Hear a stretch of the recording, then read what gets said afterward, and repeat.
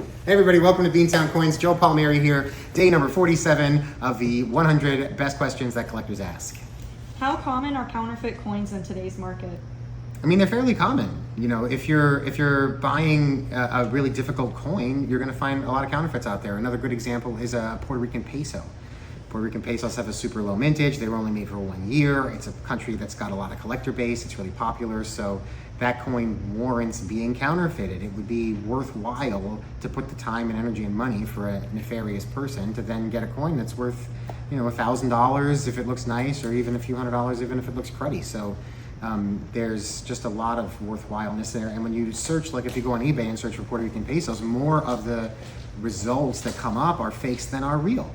So that's an example. It just depends on the piece. I'd say that as you venture into a new market for yourself in coins, have someone holding your hand to warn you about the stuff that you've got to be careful with. If someone was just getting into Puerto Rico, I would warn them that the pesos are highly counterfeited, but the miners less so. Not that you can't buy 40 centavos that's counterfeit. They exist, but there's a whole lot less of them because the potential markup is less. It's not quite as worthwhile for a bad guy to steal and cheat and lie with that particular piece. So the cheaper the coin you're buying, the less risk of a fake there is.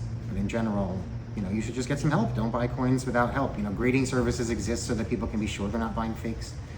So buy graded coins is one of the ways that novices get started, so that they don't have risk of buying counterfeits. But you do cost yourself a lot of opportunity if you're only able to buy graded coins. So if you're going to be in this hobby for a little while, it's worth learning how to grade and authenticate for yourself.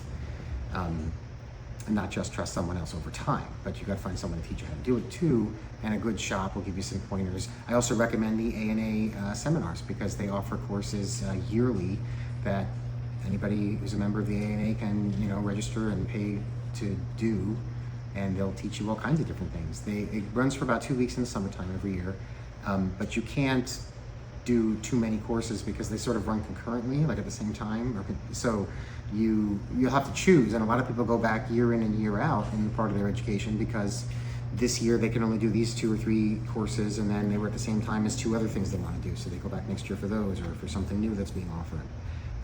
So yeah, I absolutely promote that as a way to get a more formal education in coins. There's no degrees in colleges for this. That's about the most formalized way you can learn. This business is taught in sort of a mentor apprenticeship role and always has been, so find your mentor. And most good coin shop owners will gladly mentor their better customers. So, come get some help.